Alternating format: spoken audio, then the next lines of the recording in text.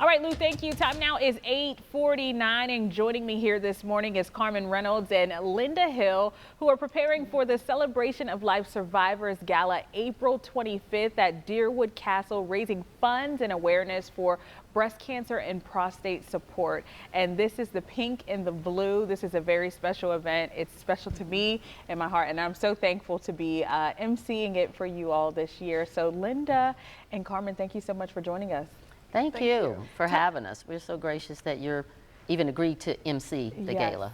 Yeah. Well, tell me all about you surviving twice, 2 times over, and your daughter as well is a breast cancer survivor. This is important. This is special to us. You know, our Jeannie Blaylock is going through her breast cancer surviving too as well. So tell us how important this is and how close to home this typically hits.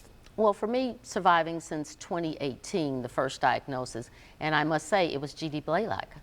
Me being from Kansas City, Missouri, we didn't do these types of testings. And so she initiated it, and I watched her, and so that's how I first found, you know, the first bout with cancer, was doing what she said to do. And I can tell you it's been the hardest fight of my life, the struggle, because I had triple negative breast cancer, which is one of the most aggressive ones. It can come back, different areas of your body, and even though I did do the double mastectomy, it still came back, and it came back in my upper chest.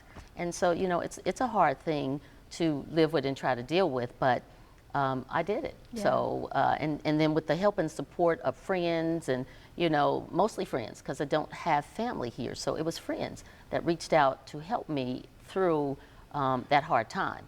Yeah. And that's how this foundation came about, was what I needed at home. And the care.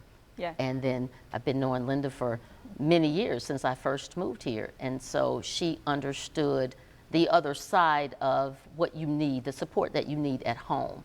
And so Jeannie, I've been with her, I've talked with her before, and worked with the Donna Foundation. That was us going through it at first. But then when you get home, what happens from there? Right. You know, and so I connected with her really well, because she has a baby girl that went through it at a young age, and she knows the other side, what she needed to help her with as well. Linda, I mean, this was during COVID time. This is a very scary and trying time too as well, because, you know, so much people are wearing masks, you can't go to work. Absolutely. Tell me that process. And when you think of your baby girl, you know, you know, I know how my mom is like, take me, not my baby girl. Absolutely. Right. And those are the exact words that I've always said. My daughter was 29 years old when she was diagnosed, and it was during COVID. Yeah. She had a 2-year-old son. He's 8 now. And by the grace of God, she is with us. She's a survivor. I was her caregiver. She lives in Winter Park, Florida. I live here. And so I spent a lot of time with her, going back and forth from here to Orlando to care for her. And you'd be surprised of how difficult it is. You know, it's one thing to go through the treatment, but when you get home, what happens there? Exactly.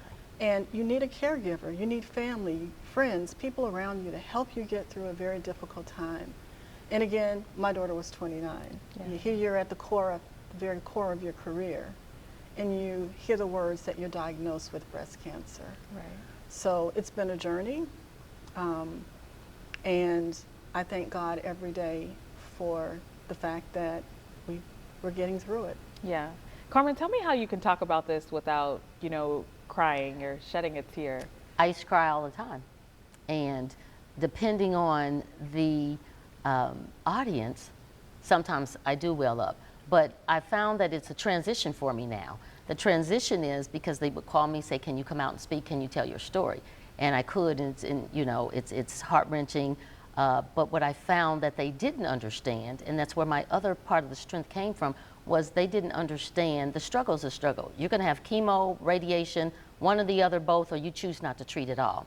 But once you get at home, for whatever those things are, the fight at home, you know, and the second time mine came back was during the COVID time. And I'm still treating to a certain point. I still take a particular type of medication, but at home, I thank God I was strong enough. I had a strong core, and then I had a bunch of friends. But at home, I couldn't do my laundry. If I put the laundry in the washer, I couldn't take it out for a day or two.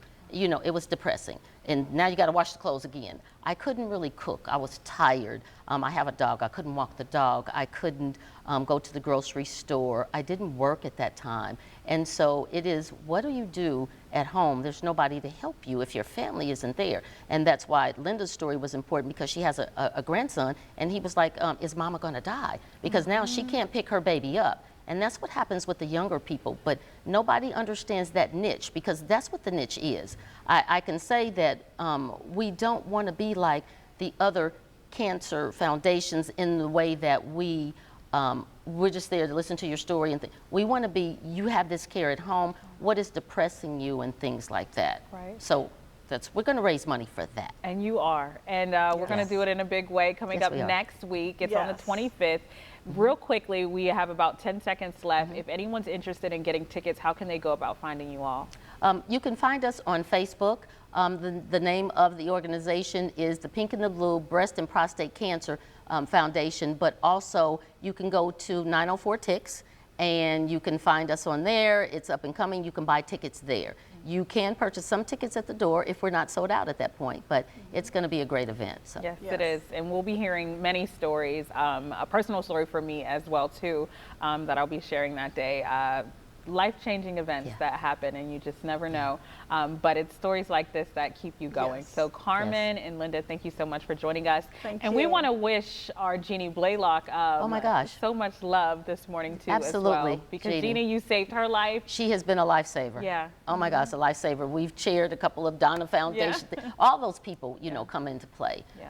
So, but I do want to say, the more people give and support this cause, the more we can help people at home. We're going to be able to send them, you know, monies and things that they need at home. It won't be the most money in the world, but it's going to be some money to help them get rides to chemo, gas money, houses cleaned, you know, things like that. The children going to a football game or a baseball game because now they got to come out of the house. Yeah. So that's where the monies will go for the people that donate and help us with this. And we're looking for sponsors as well. We need partners. Perfect. All right, Carmen, again, Linda, thank you so much for joining us on Good Morning Jacksonville. Of course, all this information will be posted on firstcoastnews.com. We will be right back after the break.